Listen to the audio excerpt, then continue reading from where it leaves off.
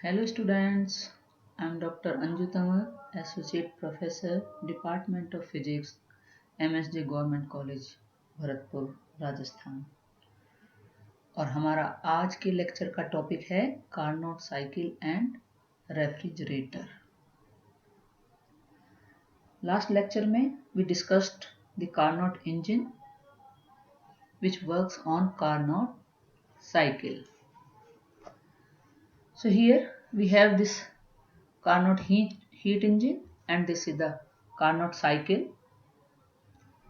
तो Carnot heat engine में क्या होता है बेटा, अगर हमारा हीट सोर्स वो टेम्परेचर T1 डिग्री केल्विन पर है तो आपका इंजन हीट Q1 इस सोर्स से लेता है और ये मैकेनिकल अरेंजमेंट जिसके अंदर की वर्किंग सब्सटेंस है इसकी मदद से ये वर्क डन W करता है।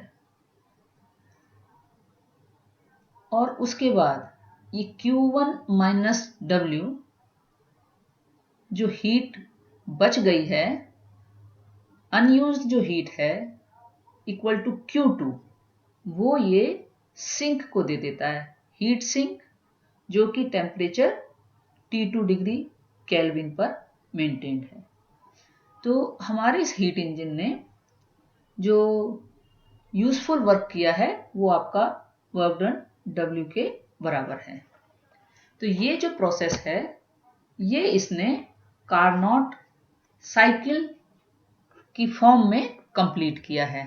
तो यहाँ ये कार्नोट साइकिल का ये पीवी डायग्राम है आपका और ये हमें दिखा रहा है वो चारों कार्नोट साइकिल की स्टेप्स। तो कार्नोट साइकिल की फर्स्ट स्टेप क्या है, जब हमारा सिस्टम A से B तक जाता है एट टेम्परेचर T1 और ये आइसोथर्मल एक्सपेंशन होता है। उसके बाद हमारा जो हीट इंजन है वो कार्नोट साइकिल में B से C तक जाता है और ये आपका एडियाबैटिक एक्सपेंशन होता है।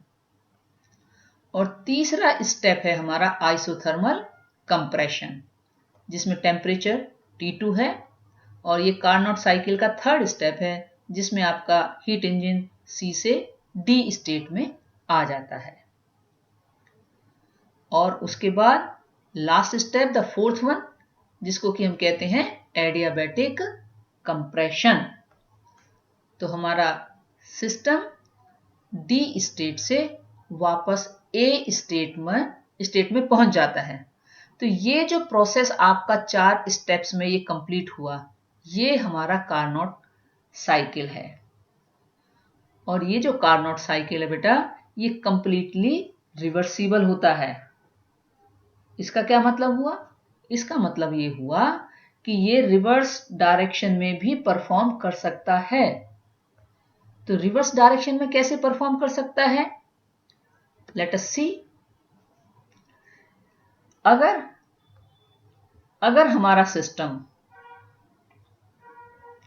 हीट लेता है हीट सिंक से Q2 और जो कि हीट सिंक जो कि लोअर टेम्परेचर पर मेंटेन्ड है वहां से हीट लेता है Q2 और इस सिस्टम के ऊपर किसी एक्सटर्नल एजेंसी से वर्क डन W कराया जाता है। तो यहां से ली गई हीट Q2 प्लस ये work done W, so that is given back to heat source. So this value will be equal to Q1. So Q2 plus W which is equal to Q1 is the heat given to heat source which is at higher temperature T1 degree kelvin. तो इस तरह से ये जब opposite order में work करेगा, यानी आप देखिए कि आपका जो सिस्टम है वो अपोजिट ऑर्डर में वर्क करता है, A से D, D से C, C से B और B से A। तो ये कहलाता है refrigerator because it is transferring heat from lower temperature T2 degree kelvin to higher temperature at T1 degree kelvin. तो इसका मतलब अब यहां से हमारा क्या कंक्लूजन निकला कि कार्नोट साइकिल न केवल हीट इंजन की तरह काम करता है अपितु ये एक रेफ्रिजरेटर की तरह भी काम करता है। तो कार्नोट साइकिल की अगर रेफ्रिजरेटर के रूप में हम एफिशिएंसी देखना चाहते हैं तो वो एफिशिएंसी हम निकालेंगे in terms of its work performance. तो वर्क परफॉर्मेंस हम कैसे निकालेंगे, यहां पर देखिए कि Q2 तो आपकी heat absorb by the refrigerator at lower temperature and Q1 is the heat rejected by the refrigerator at higher temperature. So what will be the work done? The work done on the ideal gas W can be written as Q1 minus Q2.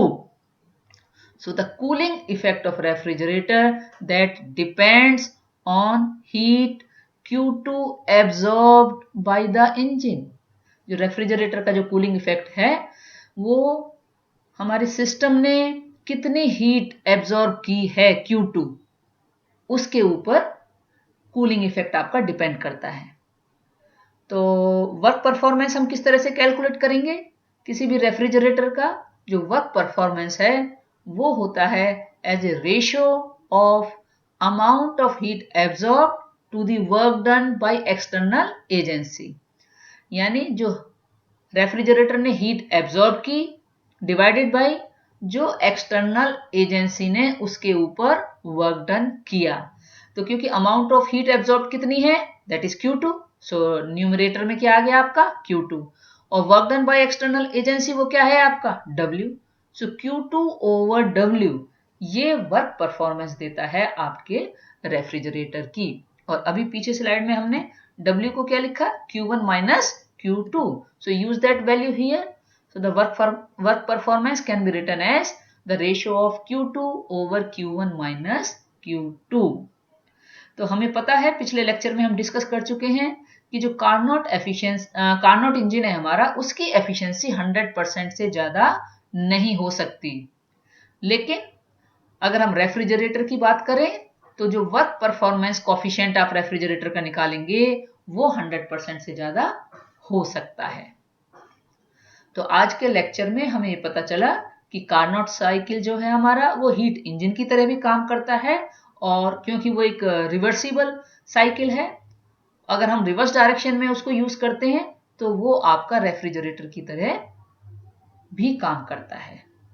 तो this is all for today, thank you.